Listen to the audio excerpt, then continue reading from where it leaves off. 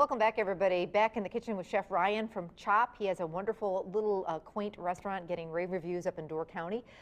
You guys are in Sister Bay, kind of tucked away there. Yep, we are. It's a little hard to find, but well worth it. It's worth it. Homemade popovers that they bring to the table. His grandmother actually comes in the morning and makes them with maple butter. So we made that maple butter earlier, and it's not only great on rolls and popovers, but we're actually going to use it in this recipe. So you're a steakhouse, you do steak and seafood, but this is a great dish that you have on the menu for fall. Yeah, absolutely. Great fall dish. Changes it up. We like to not just red meat and seafood, so we like to have a little pork on there and duck as well. So beautiful big pork chops. So we're going to do a little olive oil in a big skillet just to start them, but the star of this is going to have a wonderful apple pecan kind of glaze. So should I season these on both sides? Yep, season them well on both sides, salt, pepper. And you use the nice big bone-in pork chops. Absolutely. Nice and thick. Pork chops are such a great, perfect fall dish. Yep. They really are. We also use a little bit of garlic salt. Garlic salt? You betcha. Okay, so what are you doing with the apples while I'll get these pork chops The apple going? I'm going to slice up. We're going to toss it in a little bit of melted butter, brown sugar, and cinnamon, and then stick them in the oven 15 to 20 minutes usually. I wish this pan was a little hotter. So what I'm going to do is I'm going to actually get this out and just wait for that pan to get a little hotter because we want a nice sear on that. So we'll just come back to the apples here. So we'll just cut these, core them. Any kind of special apple, does it matter? We like to use Fuji apples. Okay. I think I get questions all the time about pork chops. How do you make a great pork chop? And one of the things that I tell people is, one, don't overcook it. It's not like you used to have to cook it forever and a day, but pork is so lean naturally that I love to serve it with some sort of a sauce. I think that, that just will help with, because it's so naturally kind of lean and it tends to be a little drier. So this is going to be really nice, this sauce that we're going to make. So, okay, I think hoping our pan is hot enough now.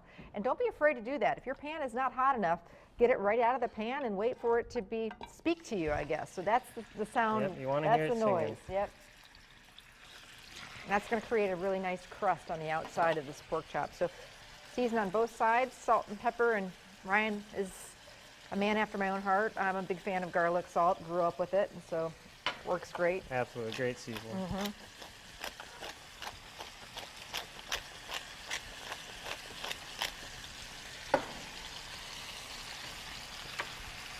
So we're going to start this in the skillet, and we're going to finish this in the oven. Okay, so now the apples are nice and sliced. So we got the apples sliced up. I'm going to just microwave this, get a little melted butter going. So we're tossing the diced apples with some melted butter. It's starting to smell really delicious. They are. Yeah, you want to get a nice golden brown, crispy outside. Just get a good sear on them, and then crank up the heat there a little bit. I'll check on your butter. Okay, perfect. Looks good. So we're going to toss those apples toss that right in with there. some melted butter. A little bit of brown sugar.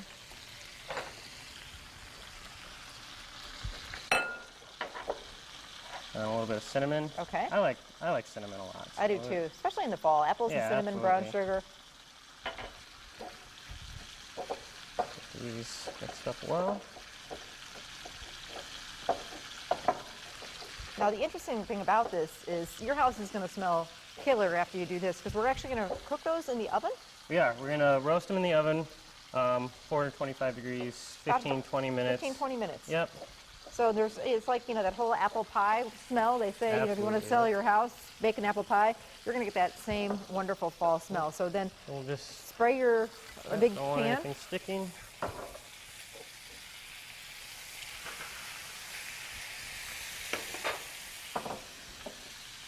Get them all laid out nice.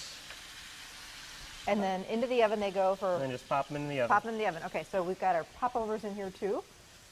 And our pork chops are getting a little bit of color. At home, you'd want them to get a little more color, but we're going to pop these in the oven to finish, and then we're going to take advantage of the great drippings that you see in the bottom here. So many people, I think, Ryan, don't take advantage when they're, frying up a steak or chicken breast or pork of the stuff that's in the bottom of the pan. There's a lot of flavor in there. There is. It's just waiting to come out. Absolutely. So people will just wash the pan and then it's gone forever. So at this point, your apples have been roasted, and we're going to make a wonderful quick pan sauce to go over those pork chops. So how would we go about doing that? So we'll start, we have, as you see, all the nice drippings in there. We'll start with a little bit of that brandy. Okay. I like to remove it from the heat just in case we... Especially if you have a gas, gas. So a little bit of brandy, and the alcohol is going to cook off, but you've got a wonderful flavor. About how much? Not much. About an ounce. Yep. Okay. Good, plenty. Okay. Now back onto the heat. Back on there. Abby says a little extra. All right, Abby, good for you. Okay. All right. So then we'll add some apples. And these are the roasted apples? These are the roasted apples we just put in the oven. So they soften up with that butter, the brown sugar, and the cinnamon. Okay, so we'll get that going there. Get that going. With the pan drippings from the pork and that little bit of brandy. Yep. I like to get those apples a good sear on them, let them go for a little bit. So while we're doing this, again, tell everybody where you're located and your hours, because now that the season is kind of slowing down a little bit. Yep, we're going to be going to winter hours. Okay. We are located in the garden level of the Country Walk Shops. It's right at the top of the hill in Sister Bay.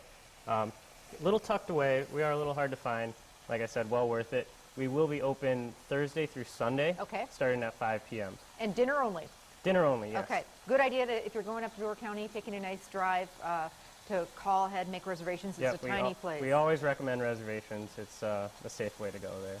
Okay, so let's say that these apples were a little bit browner, but they are looking good. They are looking really good. So how would we finish the sauce now? So we're going to turn the heat off on it. All right. We're going to add a little bit of the pecans, kind of a salty flavor. Ooh. Are those just, have you roasted those? Toasted pecans, Toasted pecans, okay. Yep. Toasted, slightly seasoned.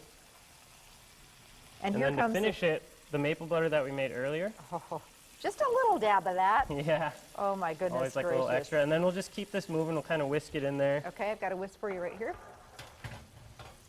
Yep. And that's going to get drizzled over. And then this will get topped with on top of the pork chops. All right, we're going to take a quick break. We're going to finish up those pork chops, and we will show you how this dish all comes together when we come back. That looks amazing. Stay with us.